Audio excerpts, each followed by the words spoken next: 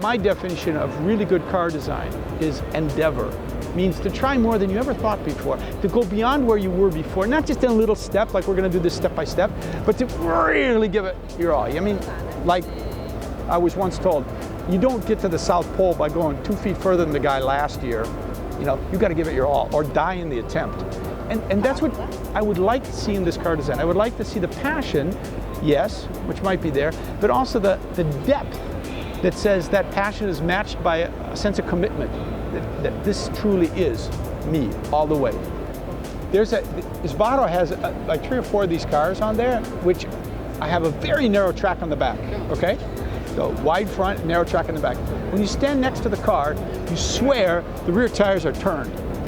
And I said, oh, it's a rear wheel steering car. And he says, no, it's not. Go stand behind it. You walk around behind and you realize the tires are actually in line with the car, but the fact that the body comes in so strongly gives you the look from the side view, this car's wheels are turned. And as you walk around the car, they suddenly snap, and then when you get behind it, they snap back again, just visually, right? And that sort of optical play, I really love. That's wonderful, you know? That means that we have preconditioned ideas about what a car should look like, and a body side, and where the wheels should be. And when that conflicts with reality, I went by the Toyota, you know, there's the new little Toyota with the super graphic front that looks like the Power Rangers. You notice that? Graphics are very strong on this show. If it's not trying to be surfaces floating, it's about, or super sharp crisp lines, or it's about graphics. Graphic. And those little Power Ranger cars are very strongly that. They're fun, they're kind of cute, but they make a real solid statement of a front end, which is not about letting in air. It's about giving you something that, you know, 10 miles away, you can, you know, see that X shape coming at you. When it's in red and white, you're not going to forget it. And we moved our way down past the Maserati stand, down to the Volvo stand. The Volvos have a strange American feel about them, kind of like pony car era feel.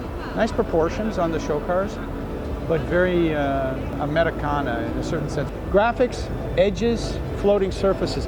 If you want to see an interesting difference between how designers approach floating surfaces and how, let's say, surfaces really float, look at the difference between the iCars from BMW, very designed, very controlled floating surfaces, and the Le Mans cars from Audi. The Le Mans cars from Audi have carbon fiber floating surfaces exactly where, evidently, they need to be, you know, from the wind tunnel. They make absolutely no sense, no rhyme, no reason, but they're exactly where they need to be to make the air do whatever it needs to do. And the explosion of these little filleted surfaces, whack, whack, whack, whack, whack, whack, everywhere, is the reality behind what the designers interpret as, you know, a surface stops here, then there's a little offset, and the surface starts there. It's kind of aerodynamic interpretation like we did back in the 60s or the 50s. We'll put fins on a car and call it aero, you know, that kind of thing. If you actually look at a architectural cathedral, when they go from a square room to an octagonal one on top and suddenly you have a diagonal wall above it, they fill that in with a triangular shaped piece that holds that up. That's called a squinch, okay? And a squinch doesn't really exist for its own right. It's in between two states, that you were in a state of squareness and now you're going into a state of octagonalness. And so architecture had to invent a way to do that. These interiors, it's like squinch. It's not where we were, and it's not where we're going to wind up. Where we're going to wind up is cars that drive by themselves. Come on, let's just get on with it. Let's just get this over with. All right? All this stuff in between is beating this hound to death. If anybody's been suffering from changes in regulations and laws, it's the poor guys in the interiors, you know?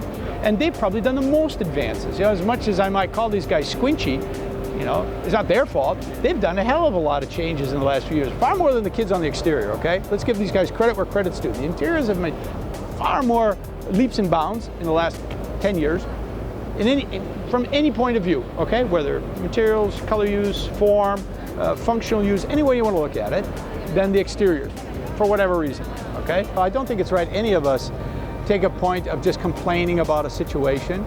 You know, it isn't what we like, or it's not far enough, or things like this. Maybe we should just be asking for a bit more dialogue about this, and to find out if car design as a culture wants to get off its heels and actually make a statement and go forward and do something, or whether they're just happy doing what they are. I get letters from young people, students, and they're all the time saying, We want to do more with car design. We wish car design wasn't so dead-end feeling or so all the same. But we think the problem is in the laws, the regulations, and the brands, etc. And quite honestly, it sounds like people complaining that there's not 89 keys on a keyboard to make new music. What, the 88 that are there, you can't do new music? Come on. Of course there's music still to be written on those 88 keys. Of course car design still has plenty of things to offer. But our mindset right now is in a set of music, you know, to continue that metaphor, which is kind of getting really like repetitive. But I think the young people who are into this, they have the passion, they have definitely the skill sets, they have the capabilities, but some minds have to be opened up. All right, you know, if you look at, for instance, the change that Citroen underwent, you know, I had some issues with these guys too when they rolled out the DS, and it was kind of like throwing 57 different things at once at you. But they stayed at it, they matured on that thing. It resonates at a certain point, it has a harmony in and of itself that is their own kind of music. And I have to give them some credit. They actually pulled together a language for themselves. That was kind of fun to watch. It wasn't just a one-off thing, it actually became for them a new way to state their brand. I don't think all these issues we have about sensors to put here, crash standards there, or whatever, are at the end of the day the things that define whether you and I find courage in their work or not. Courage comes when they apply courage, and then you see it. When you go around the show and you see a car that somebody put a lot of effort into, you want to respect that, okay? It is true, you want to respect it. But at the same time, I can't help but feel like when they took Oscar Wilde to see Niagara Falls. You know, Niagara Falls at that time was like, I think they thought it was the world's biggest waterfall. And the Americans were very proud of it. And they showed it to Oscar Wilde, and he looked at it and he said, it'd be more impressive if it flowed the other way.